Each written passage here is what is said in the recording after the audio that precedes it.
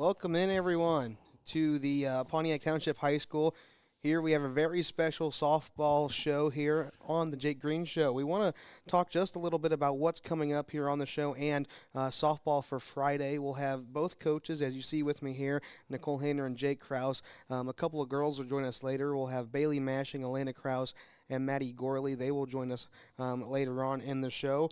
But Friday at 10 a.m. at the Louisville Slugger Complex in Peoria, Oak Park Fenwick, and the Indians will go at 10 o'clock. So be sure to get your tickets, gofan.com or the Pontiac Township High School athletic page. You can find the link there. I believe it's $10 for a ticket. Also, note that parking this weekend, 2-day pass is $10 there. You'll have to be charged that once you get to the grounds. NFHS will have a stream if you can't make it to Peoria. But again, 10 a.m., Oak Park Fenwick and the Indians will have that there. So we're here with Nicole Hayner and Jake Krause. And coaches, we're back again for the second time in 3 years. Pontiac Indians are headed to state. So far, the journey has been one that's been just real nice. 29-7, your record here so far. Let's take a look at the postseason real quick. So in the regional semifinals, Galesburg 17-0. That was an easy win there early on. Then you kind of get to Dunlap in the final, and you go to 5-0. Still a nice win. However, East Peoria and Metamora, we'll see East Peoria with 5-4 in the sectional semis. Then in the sectional finals, you see a number one Metamora at 1-0. So you have two games right there that are really tight and kind of start to make you go, okay, we're starting to get that competition to really ramp up. Then, of course, here just a couple of days ago in the super sectional, Lamont 7-0, when a team that a lot of people thought that game was going to be very close, if not with Lamont on top, the Indians go 7-0. So we talk about East Peoria and Metamora being in there. Those are also the two first losses of the season and the two first games. So let's talk about you make this jump to 3A, you see this scheduling change, and I know a lot of people joke that Jake Krause knows everybody and we get these nice games on the schedule, but we move up to 3A. What's the jump like that been? It hasn't been too big of an issue for you as you find yourself back in the state, but the jump to 3A, what's that been like for the softball program? I think we hold our expectations high for all the girls, and they know that. And I think if we compare this year to the year 2 years ago when we went to state as well, our expectations were high. Our community expectations might have been, if they get there, they get there kind of thing. And just to know that we carry with the high expectations, and the girls know, the coaches know, when we're all on board. We beef up our schedule, and Jake Krause does a lot of that. But just beefing up our schedule, even Chatham, you look at our third game of the year, going down and playing Chatham and starting the season 0-3. But for the girls to respond like how they did and continue the expectations that we have of them and continue through to our postseason. And I think that when we got to the postseason, I had the pleasure of riding the bus instead of driving the bus at the end of the season. And some of the girls talking in the background said, versus Metamora, they said, I'm more confident in this game than I was playing Dunlap. And just knowing that when we play those teams and we know a little bit more about them, and the comfort level that they are when they get to the postseason, I think says a lot about the girls and their attitudes too. So, Jake, you schedule these games for the most part. You have the hand in doing these higher competitions. What makes you want to do this higher competition schedule? I know a lot of sports will do it when they kind of beef up into that 3A, or even just for a high accomplished team. You see their schedule is pretty hard too. What makes you want to do that? And obviously Metamora and East Peoria, you knock them off here in the postseason. Yeah, well, number one, as a competitor, you always want to play against the best. Actually, if you want to be honest, our schedule, we probably took a little step back from last year. Our schedule was even worse last year. But I just want to compete against the best, go out there and see what we can do and prepare ourselves for the postseason. We spend the entire regular season getting ready for this time of year. And, if you lose a couple games in the regular season, in the grand scheme of things, it doesn't really mean much unless you're not learning from it. So we want to learn from those experiences and get ourselves ready to compete at the highest level. So we talk about competing at the highest level, and of course with like a number one Metamora in the sectional final, okay? So now let's think about this. The girls are going into these games, and we're playing some really high-ranked teams. I know Lamont was really highly spoke upon. How do you get their mindset to go, we're just going to go into battle and have fun and do this? What is your preparation as coaches to get them ready? Work hard. I mean, nothing can prepare you except for hard work and just going through the journey and, competing at the highest level. When you compete at the highest level during a regular season, it's almost like some of the postseason games might seem a little easier. And Nicole referenced girls being more confident going against Metamora. It's because of the grueling schedule and the hard work we've put in. So, stepping aside from the actual gameplay, Coach, recently you welcomed another son to the world. Congratulations on that. Thank you. Also, so we look a couple years ago, and it's almost like deja vu because you were pregnant with Hudson at the time, and now you went to state, and now Owen comes along, and we're right back at state. So kind of a neat little deja vu we have here. But, of course, you had to step away there for a while. A couple years ago, you didn't have to do that. And then Jake obviously has plenty of, background in the sport and the capabilities of fulfilling the head coaching role. But that has to be kind of in a day or two's time, Nicole's not going to be around, and we're at the end of the year. What was that transition like, and what's it been like here since then? I think, like I said, in one of the interviews before, with our coaching staff all gets along and works well together. And I can't thank Jake, Brian, and Amanda enough for doing what they did and stepping up how they did. But to be honest, I don't know that the transition really changed. I mean, just being able to know that they were there and taking care of things, and whether it be offense or defense or pitching and catching, and the transition was a very smooth transition from how I saw it, and I would hope that they would say the same. To throw this comment out there, it's almost as if Owen knew what was going on, because if I didn't have him yet, I might be having him this weekend. So I mean, just with the due date and how it all played out. So, like I said, it's everything works out how it's supposed to be, and I'm very blessed with everything. And like I said, without the coaching staff, I don't know that we would have got there. Jake, do you like kind of stepping up into that head coaching role? No.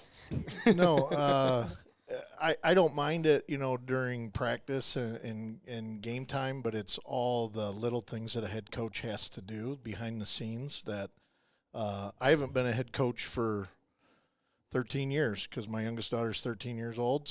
And that's when I hung up my whistle as a head coach in basketball. And I really, really, really enjoy being an assistant because I don't have to worry about all that stuff. And now I think it was the second day Nicole was gone. I think it was second or third day we had rain, and I'm like, oh, shoot, I got to let the girls know what we're doing for practice.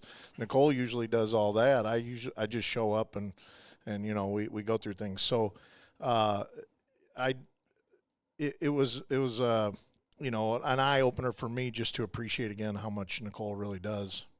So as we look now back to the game, right? Friday, 10 a.m. That's the ticket. Last year, or the last time we went to state, it was a loss on day one, loss on day two for fourth place. Obviously, you want better this time. You always want better. And it starts at 10 a.m. with Oak Park. Actually, it started about 2 days ago with Lamont. But so now, what are your keys to the game? The issue is you have bus rides tomorrow, Friday, Saturday. Regardless if you lose Friday, you still have to go play an early game Saturday for a chance at a third place shot. You have to go to a banquet tomorrow, which is going to be a few hours. I think you have some practice time as well. But then you go over early Friday morning for a chance to go to the state title. How do you prepare the girls for that?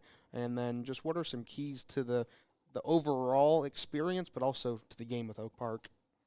I would say our first key aspect to this week is 10 of our 17 girls have been through it before. They've traveled through it before and everything else. Oh my gosh. Big kisses from Tess. And of course, Paul Ritter, This is our new dog. Here we go. science teacher. Oh, look at that. Cute dog. High five. He always Great comes job. around. He got in a football broadcast earlier, too. Hey, that guy knows when cameras are on. That is very true. So, no, going back, again, keys to the game, overall experience, and getting the girls ready to go.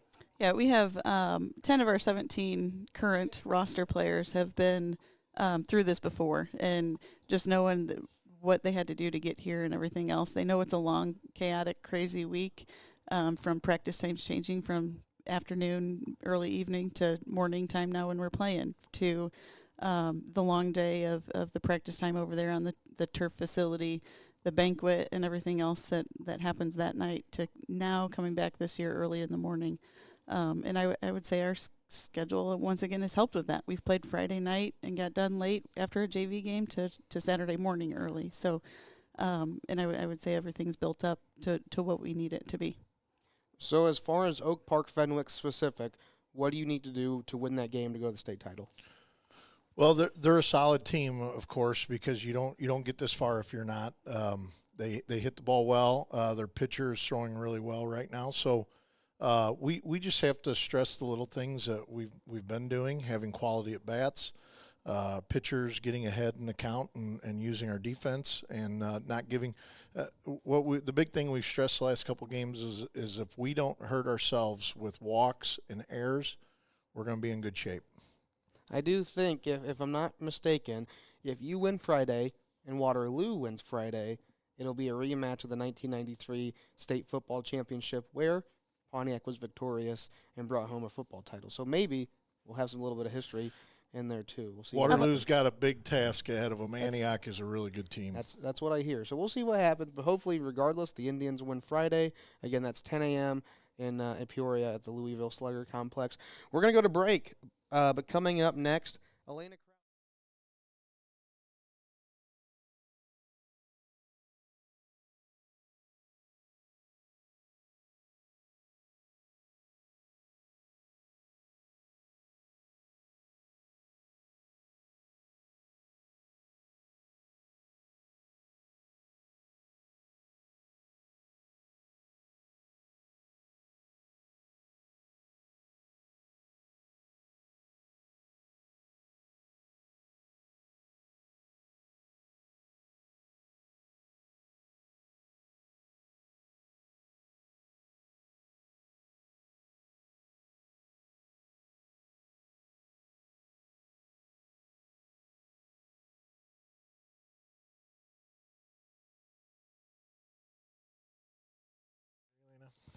I can hear you breathe really loud.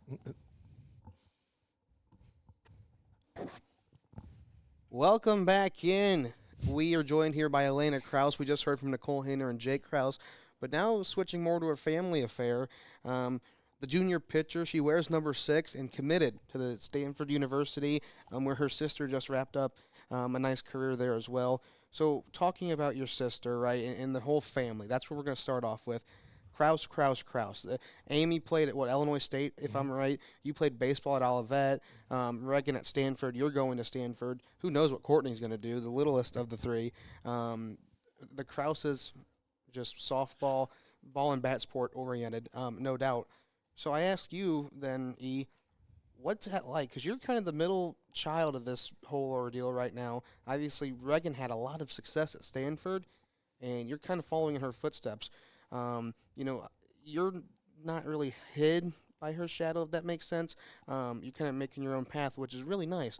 And you also have a nice high school team that you're leading. But what's it like to be in such a family of athletes and so accomplished at that? It's definitely a lot of pressure sometimes. Seeing Reagan and all she's done, like go out to the World Series and play the highest level possible. I just think like she's paved like a straight path for me.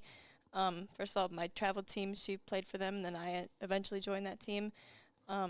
School ball, like I've been able to kind of keep doing what she's doing, and then Stanford, obviously, like she, like they knew of me because of her, and then I was able to kind of form my own way out there. What's it like having this father-daughter combo? Of course, sometimes you're going to get frustrated at each other.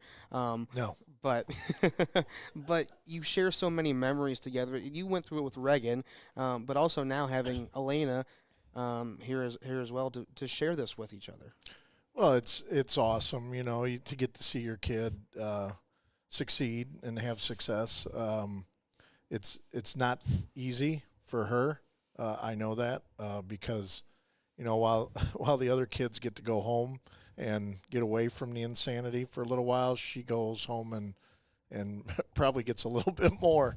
So, but bottom line is she's put in a lot of work, a lot of extra time, along with a lot of these other girls, and that's why we're having the success we are, because of the time that these girls put in to this sport and making themselves better. One of the things I've always told Reagan and Elena both is that good players make themselves better and great players make everyone around them better. And just try to get them to want to be great players, where their leadership, their attitude, their performance all help lead the team. So you're kind of referenced as a star player, with no doubt. A lot of eyes are on you. A lot of people come to watch you as a junior. You committed to Stanford University. We look at your sister's success. We look at your family. A lot of people know who you are, and they want to come and watch you, and making you kind of that star, high-noted player. How do you deal with the nerves and pressure of that, whether that's within the sport, your own extracurriculars, whether that be clubs, or anything like that? I don't really have a set answer for how I deal with the pressure, but I feel like I just am able to kind of blow it off. Like, if something is really bothering me, I'm just like, hey, take a deep breath.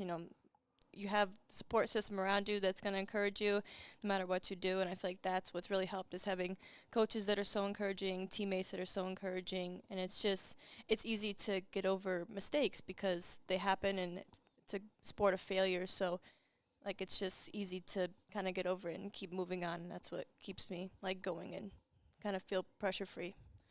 They talk about softball being very centered around the pitcher. If you have a really good pitcher, you tend to have a really good softball team. Obviously, you need the others to back you up, but having a good pitcher sets you aside. And you told Jim Matson the other day, and I quote, "Throw my stuff and I should be fine." Talking about your pitches, you're kind of getting nervous going into Lamont. You go into a state series for the second time. What's your mindset going into here this second run in just a couple of years? Well, teams that we know are really good, such as Lamont, seeing that they came off of a state championship last year and the year before, it was kind of hard going into the last game because we were like, okay, this team is really, really good.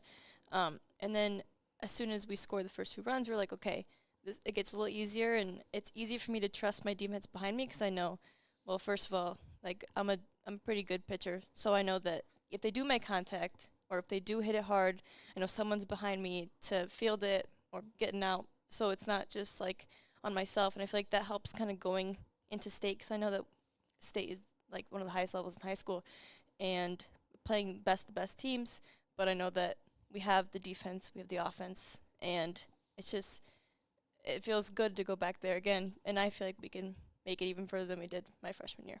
So we'll look to your future now, going to Stanford in a couple of years, but you still have a high school season left. You still have plenty of time in high school. Have you thought about what you're going to go and study at Stanford, or are you just gauged on softball right now and see what the road takes you? Really, I'm gauged on softball right now. I have some ideas of what I want to do, but not even close to anything set in stone. And thank goodness they don't let you declare it till junior year, so I still have time to figure out what I want to do. But yeah, definitely focus on softball. I get to go out there, not with Reagan, but I know I'm going to be playing with some of the best, like Nigel Kennedy and people like that, and playing with them and getting to grow and learn under them. And I just feel like my main focus is softball, not really the career I choose. The Krauses have just keep putting softball players on the map. Obviously Stanford with a tough loss. Let's go back to that just for a second, Jake. I know you had to be here with Elena with the Lamont victory, and the same night, Reagan's career ends at Stanford. I know Amy Kraus, your wife, was out there. However, for a dad, it's kind of hard to be pulled back, but you're also going to state with your daughter. What's the emotions like with that? Yeah, it was difficult. It was kind of gut-wrenching not being able to be out at the World Series, just because to get to see all the things that they do for those girls, I don't know how the other fan bases are, but the Stanford fan base, which is not real big, it consists of mostly parents and family. They really do a lot for the girls out there. They do a huge send off from the hotel when before they board their bus to go to the stadium. They do a big welcome in the stadium when they get there. But so it's really cool to do those things and just see how much the players and Reagan, how much they enjoy that and how fun that is for them. And, I felt bad when I saw videos of that stuff, and I know that I didn't get to be there to see her do it personally. But, I kept in touch with her. I talked to her every day and text her quite a bit. So, but it was gut-wrenching not being able to be there, especially for her last game.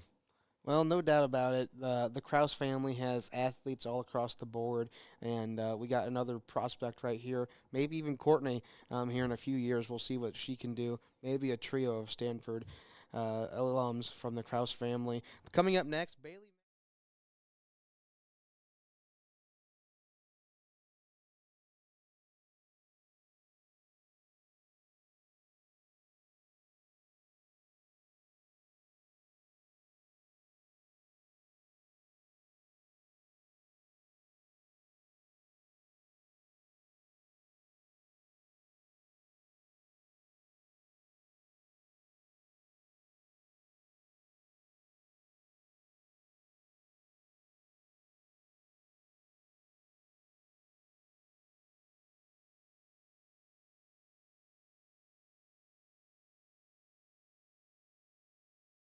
Okay, whenever, Logan.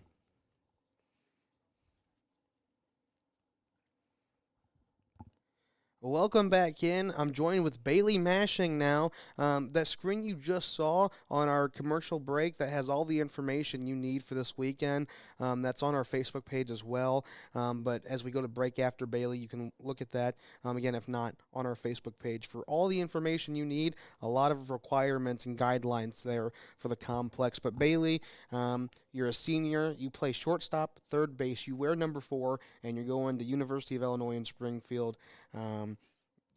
Let's start off with, you're a multi-sport athlete. I believe volleyball, basketball, and softball. Yep. You were the top of your class, the number 1.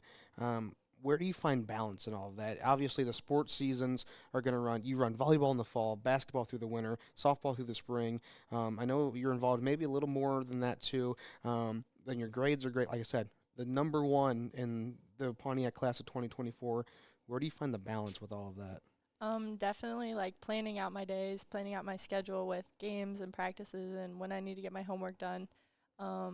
Definitely utilizing study halls for homework and bus rides and after school and everything. Spend a lot of time on the weekends doing my studies and doing extra practices and everything. So it's not only a scholar in the classroom, but she's also a great sportsman out there on the field as well. Talking about your sports, though, you name those 3. What's your favorite? That's the big question. I don't know. It definitely depends. Softball is obviously really fun. We've had a lot of success in softball, and there's a great team atmosphere there, so it's always a lot of fun. But I really enjoy basketball too. I've had a lot of success in basketball, but probably between those 2. So we talk about your honors. You've had success in basketball and softball and volleyball. It's just success across the board for Bailey Mashing. However, where's a state trip rank with that? And also a second time in your high school career at that. Where does those honors kind of rank? Also, you missed an IBCA All-Star game because of softball. So it's just the honors stack and stack and stack. Where does this second trip to the softball state rank for you? Oh, it's definitely super high. Going to state sophomore year was definitely at the top of my list of all-time favorite high school memories, so this will definitely be right up there. These games that we've played to get to state have definitely been, I feel like they've been harder this year than 2 years ago, but that just brings more fun when you win them, so. So we talk about with Elena and Jake the dad-to-daughter relationship on the field, and I know, like we said with her, it can be hard sometimes, right? That disconnect of the sport doesn't quite leave when you go and live with the coach, right? Yeah. What's that relationship like with your father? And of course, I know your dad, a basketball coach, a softball coach, your mom, very influential, of course, with basketball. So you have role models as coaches at home. What's that relationship like? Well, sophomore year in Coach Hayner's health class, she came to me and she asked, with her being pregnant, how I would feel with my dad coaching. And at first I was kind of like, oh boy, another time. But he's been my coach my whole life, so it's not really any different. A coach on and off the field, some might say. Yeah, for sure. With life and sports at that. But we talked to Nicole and Jake about keys to the game Friday. Let's talk about your personal keys to the game, just looking ahead to Friday. Just definitely just go in, be focused, focus on the fundamentals like we do every day. I think that'll definitely help us. The second time back to a state tournament, just remembering how it felt the first time and focusing and just kind of having the mindset that it's just another game and not trying to get too amped up or anything. So you can just take it under control and play like we normally do. So as a senior leader, obviously a well-respected leader at that, what is a message to a team behind you of your 17 roster players? What is the message to not only someone like Maddie Gorley, who is as accomplished as you, but also, the bottom of your list at number 17? What's your message you give out going ahead of not only Friday, but just in general? Definitely for this weekend, just focus on what we've been training. We've been training for this the whole year. We always say it's a marathon and not a sprint. So that this is the time where we pick it up and focus on our fundamentals and just play like we know how to and try to have some fun. Well, I tell you what, with Bailey Mashing on the team, you are in good hands. Coming up next, Maddie Gorley. Bailey, we thank you for joining us today. Really well accomplished. Congratulations. Hopefully you can end off your high school run with a state championship. As Nicole Hayner making some noise in the background. But no, Bailey, you definitely are a good leader for the teams, not only softball, across the board, and to your fellow classmates as well. Thank you for joining us.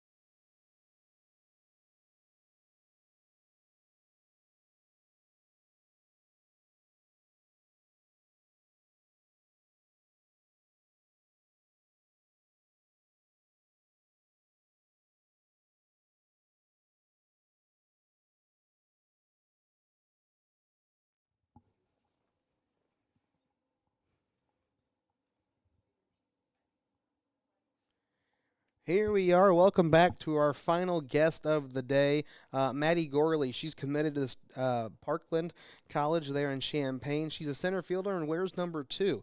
Maddie, thank you for coming in. A senior at that as well. You're kind of scared to get on the mic today a little bit. The teammates are doing just fine, but they saved the best for last, hopefully.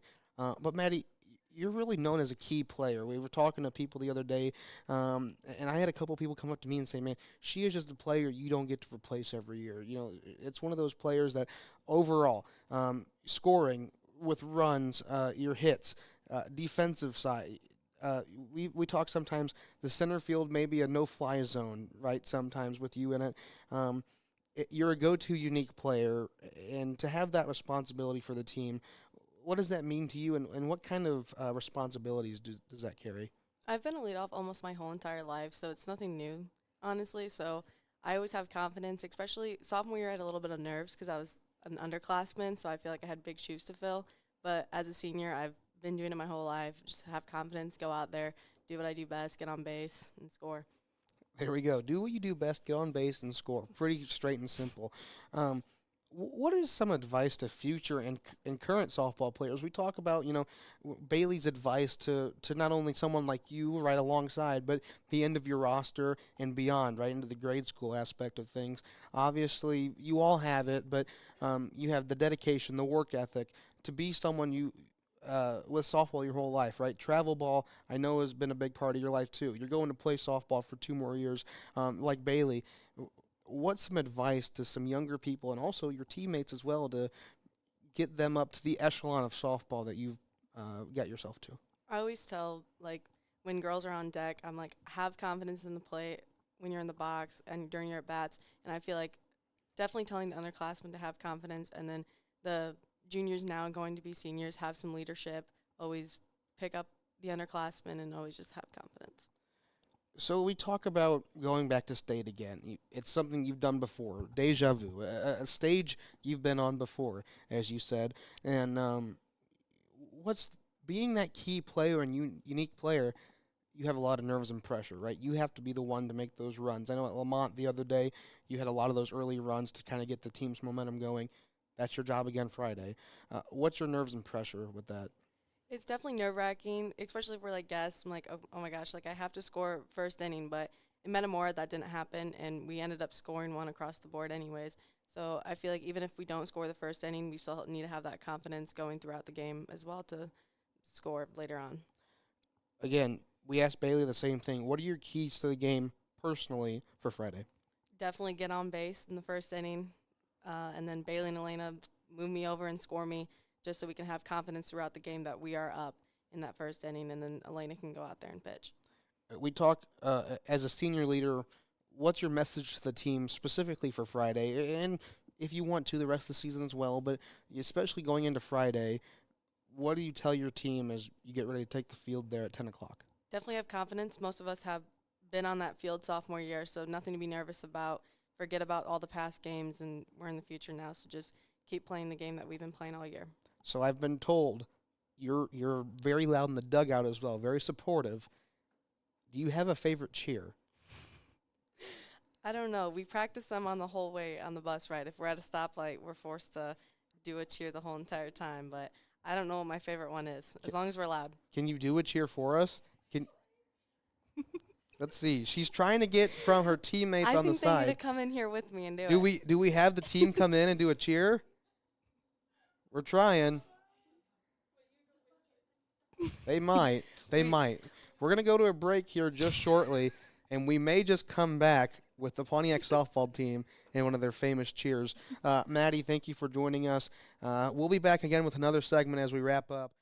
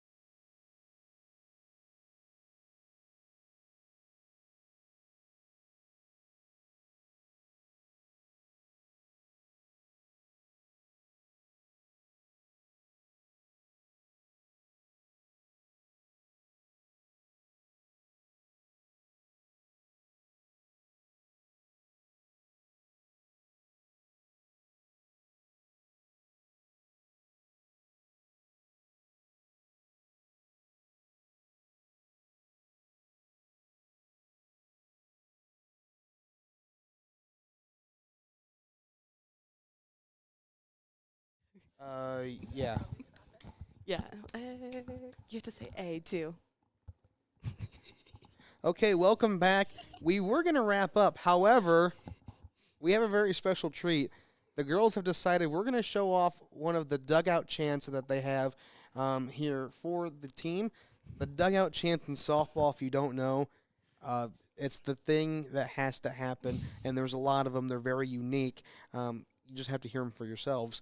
Luckily, we get an inside look to one right now. Girls, take it away. They can hear it. We'll try to hear it. Okay, ready?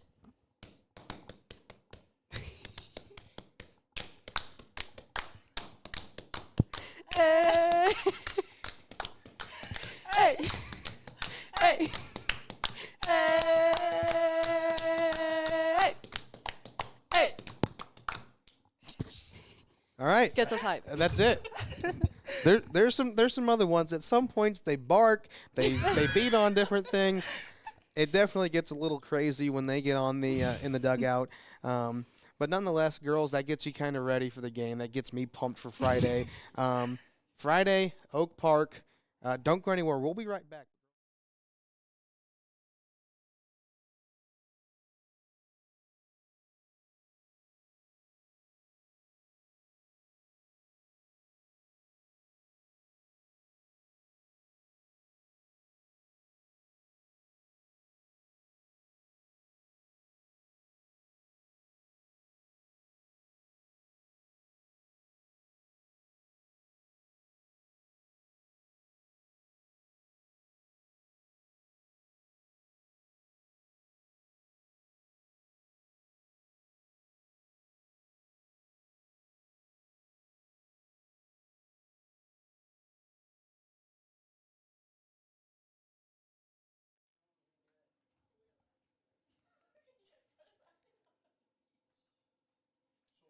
Welcome back in to the Pontiac Township High School. Again, I'm Jake Green. We got to hear from Coach Nicole Hayner and Jake Krause, Elena Krause, Bailey Mashing, Maddie Gorley. Tell you what, I am ecstatic. I'm ready to go for Friday. Oak Park Fenwick at 10 o'clock at the Louisville Slugger Complex in Peoria. You can get your tickets online at gofan.com, or the Pontiac Township High School Athletics page has a direct link to that. There are no cash tickets available, so you have to buy one online. I think if you need help with that, maybe you can call into the office, but try and get in online. It's very simple of a process. $10 tickets, that gets you into the 2 days or the 2 games for the day. You have to buy another ticket for Saturday, but all those links and everything are on our Facebook page. Also, $10 parking new this year. It's a 2-day pass. It's $10 to park within the complex. That'll be charged once you get to the grounds and actually get there with your vehicle. Let's look here as a couple more notes. The NFHS will have a stream for both days. If you can't make it over to Peoria, you can find that on the NFHS network. And tell you what, it's been a great day. We saw Chance, we saw the family affair of the Krauses, Nicole Hayner coming back, Maddie Gorley and Bailey Mashing, both senior leaders, and how they carry themselves and how they work on such a high echelon team. The journey has been great here so far, and it's far from over. They're guaranteed 2 more games. Final 4 in the state. They may just end up state champions. If not, they'll at least be the top 4 teams in the state. Thank you to John Neisler for letting me come back in and relive a little bit of high school. I've been out just a couple weeks, but coming back again. Logan McKay for coming in, running the cameras and doing everything behind the scenes. He's great. Can't wait to watch him in the future. To the whole athletic department. Again, Friday at 10 o'clock. It's the Indians versus Oak Park Fenwick. The Indians have a chance to go to the state title once again. I'm Jake Green. Thank you.